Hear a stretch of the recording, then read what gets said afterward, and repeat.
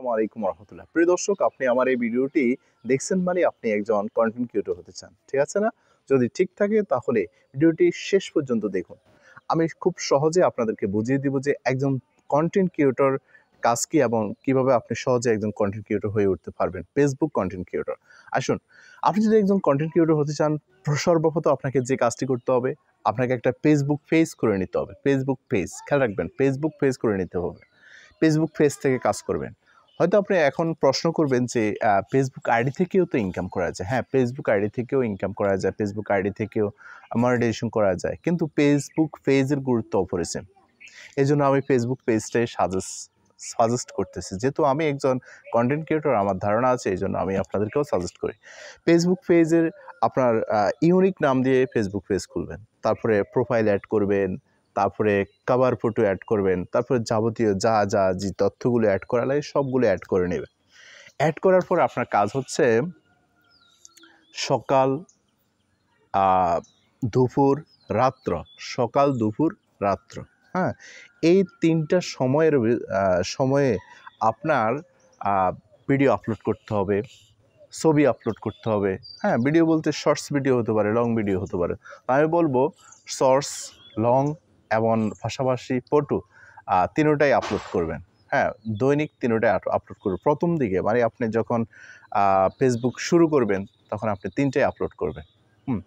তো দেখবেন আপনি প্রত্যেকদিন যখন একটা রিলস ভিডিও, একটা লং ভিডিও, একটা ফটো যখন আপলোড করবেন, দেখেন আপনার অডিয়েন্সরা কিন্তু দেখতে হবে যে হ্যাঁ, এই ফেসবুক পেজে ভিডিও আপলোড হয়, এই ফেসবুক পেজটাকে আমি ফলো করতে পারি।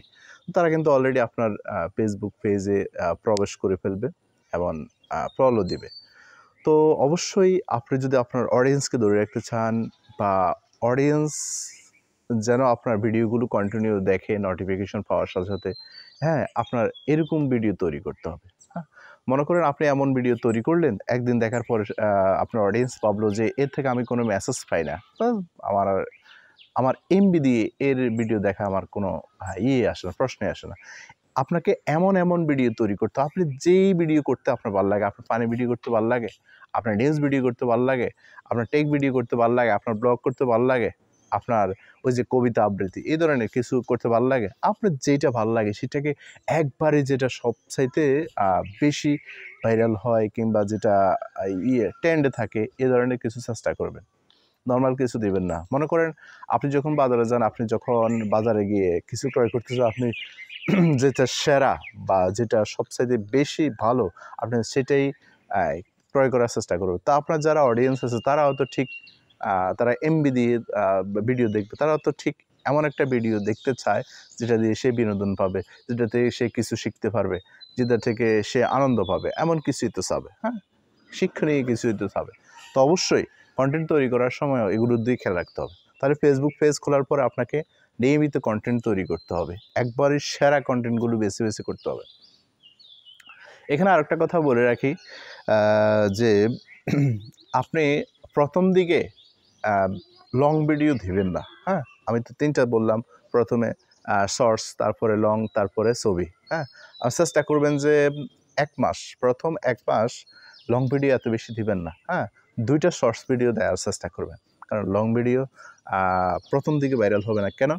লং ভিডিওতে আপনার তো ফলোয়ার কম, হ্যাঁ? এই গেল ২টা গেল। ৩ নাম্বার হচ্ছে কি? ৩ নাম্বার হচ্ছে আপনাকে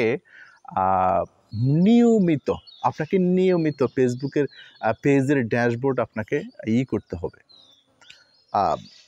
যাচাই করতে হবে যে আপনার কোথাও পলিসি ইস্যু আছে কিনা, আপনার কোনো কপিরাইট আছে কিনা, আপনার ফেসবুক মনিটাইজেশন এলিজিবল আছে কিনা, হ্যাঁ? রিকমেন্ডেশন অপশনটি অ্যাভেলেবল আছে কিনা, এগুলো আপনাকে প্রত্যেক দিন আপনাকে করতে হবে, যাচাই করতে হবে। তো এটা কীভাবে যাচাই করবেন সেটাও আরেকটা ভিডিওতে দেখিয়ে দেব। তো অবশ্যই এই ৩টার প্রতি নজর রাখবেন প্রতিদিন। আর আরেকটা বিষয় খেয়াল রাখবেন, ৪ নাম্বার যে বিষয়টি আপনাকে সতর্ক থাকতে হবে সেটা হচ্ছে আপনি কখনো কপিরাইট ভিডিও আপলোড করবেন না। অর্থাৎ অন্যের ভিডিও কখনো আপলোড করবেন না, অন্যের মিউজিক আপলোড করবেন না মনিটাইজেশন পাওয়া পর্যন্ত, হ্যাঁ? অর্থাৎ ফেসবুক থেকে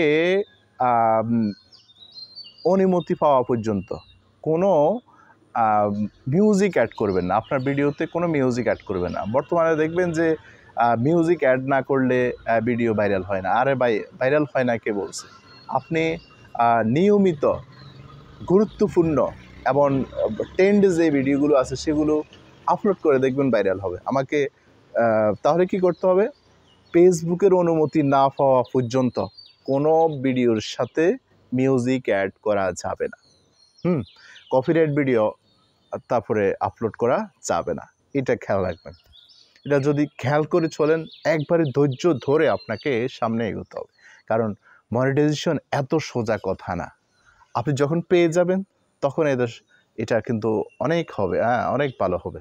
কারণ যেটা কষ্ট করে অর্জিত হয় সেটা কিন্তু অনেক দিন থাকে, আর যেটা কষ্ট করে অর্জিত হয় না সেটা কিন্তু থাকে না, সেটা কিন্তু যে কোনো সময় চলে যেতে পারে।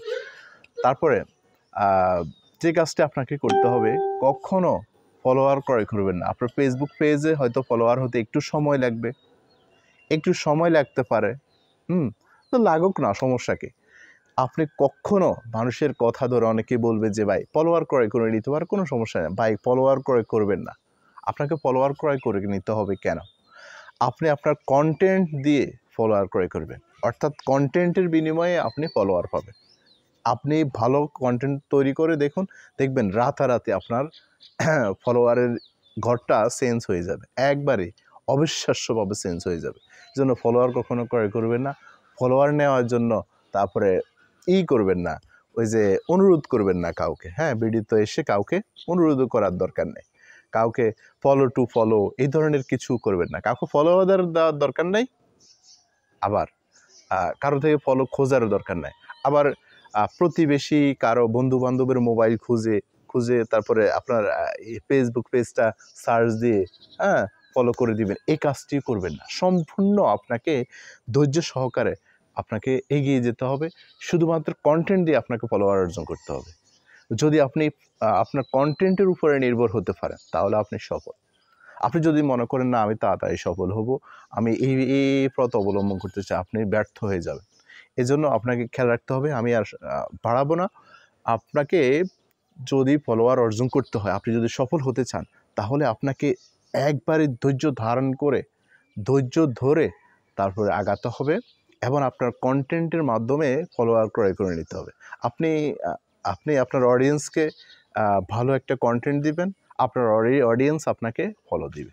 তো এই কথাগুলো, এই বিষয়গুলো মাথায় রেখে যদি আপনি কন্টেন্ট তৈরি করেন, তাহলে আপনি খুব শীঘ্রই সফল হবেন। নিশ্চিত থাকেন আপনি খুব শীঘ্রই সফল হবেন। প্রিয় দর্শক, এরকম তথ্যপূর্ণ ভিডিও প্রতিদিন পেতে আমাদের এই চ্যানেলটি আপনারা সাবস্ক্রাইব করে রাখবেন। ধন্যবাদ।